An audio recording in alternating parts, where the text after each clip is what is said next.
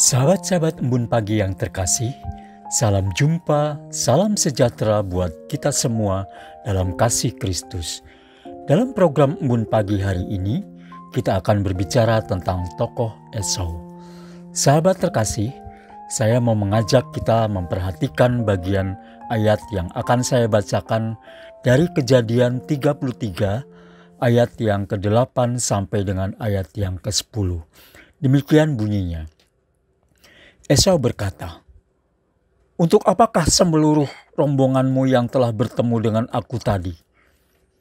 Jawabnya, "Untuk mendapatkan kemurahan hati tuanku." Tetapi kata Esau, "Yang ada padaku sudah banyak, adikku. Biarlah yang ada padamu tetap milikmu." Sahut Yakub, "Janganlah kiranya demikian. Jika aku mendapat kemurahan hatimu, terimalah pemberianku ini dari tanganku, karena melihat wajahmu saja, bagiku serasa melihat wajah Allah, dan engkau berkenan kepadaku." Beberapa waktu yang lalu kita dikejutkan dengan berita di media massa tentang seorang anak yang memukuli orang tuanya, bahkan hampir membunuhnya. Hal ini dipicu hanya karena si anak sakit hati karena orang tuanya tidak mau membelikan motor yang diminta anaknya. Orang tuanya memang tidak membelikannya karena lantaran melihat motor yang diminta anaknya belum menjadi kebutuhan yang utama. Selain itu, orang tuanya belum cukup untuk bisa membelikan motor tersebut.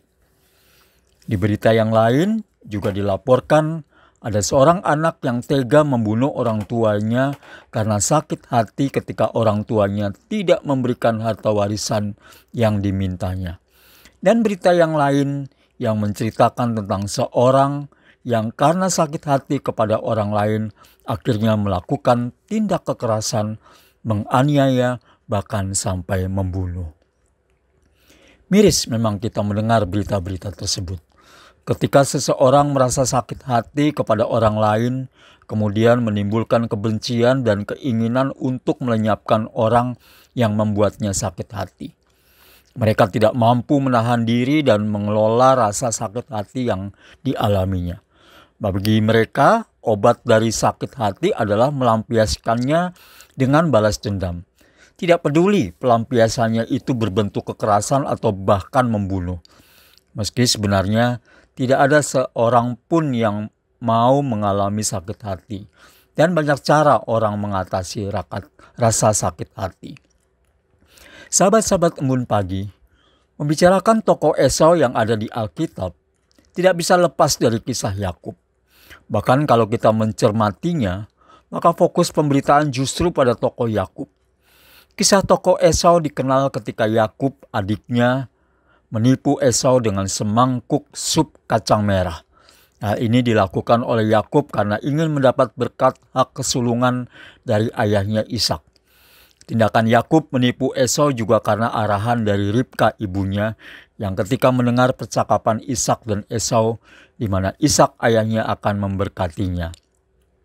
Setelah Yakub melakukan apa yang dikatakan oleh Ribka ibunya dan kemudian mendapat berkat dari ayahnya Ishak, maka marah dan sakit hatilah Esau. Karena itu Esau ingin membunuh Yakub yang telah menipunya dan mencuri hak kesulungan dari dirinya, yang sebenarnya akan diberikan oleh ayahnya. Akhirnya Yakub menjadi takut dan melarikan diri ke rumah Laban pamannya. Kisah ini bisa kita baca di kitab Kejadian pasal 27. Sekian lama Yakub tinggal di rumah Laban dan sudah memiliki keluarga dengan istri dari anak-anak Laban yaitu Lea dan Rahel. Selain itu, Yakub juga memiliki banyak ternak sebagai harta benda dan bermaksud pergi meninggalkan Laban pamannya untuk mendiami suatu daerah tertentu. Dalam perjalanannya itulah Yakub berjumpa dengan Esau. Awalnya ia merasa takut.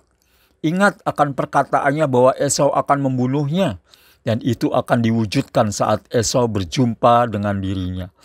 Bahkan ketakutan Yakub untuk berjumpa dengan Esau diungkapkan melalui permohonannya kepada Allah. Dari bagian ayat yang kita baca di awal, sebenarnya menunjukkan bahwa ketakutan Yakub tidak terjadi. Esau yang dulu marah dan sakit hati karena telah ditipu adiknya, ternyata menerima Yakub dengan penuh kerinduan.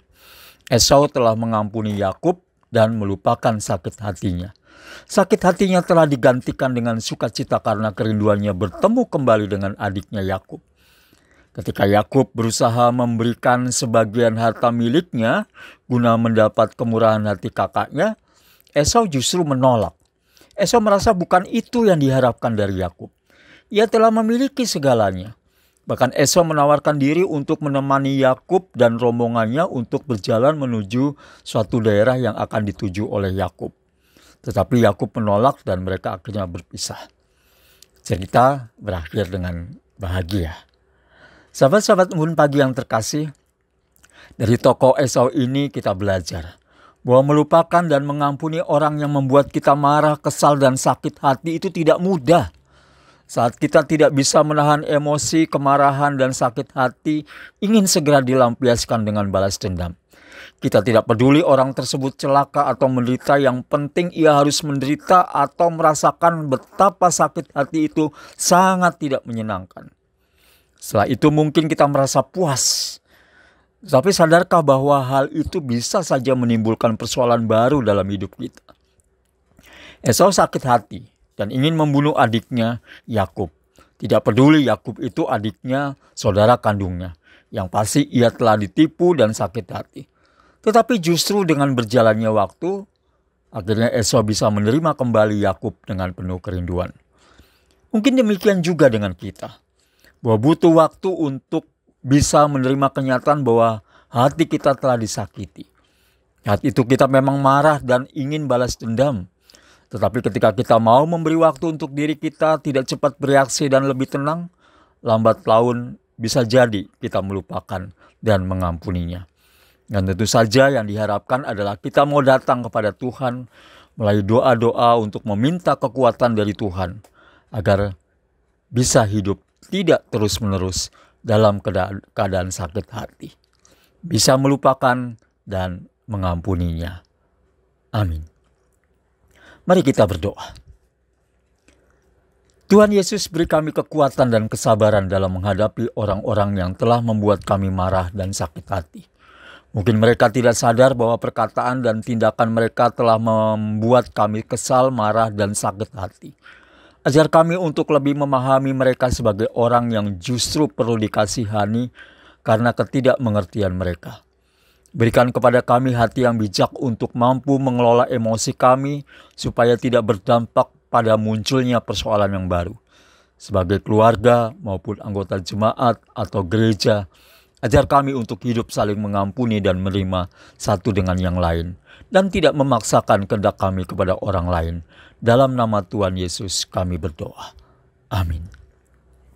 Sahabat-sahabat Embun Pagi yang dikasihi Tuhan Yesus, demikian renungan Embun Pagi saat ini.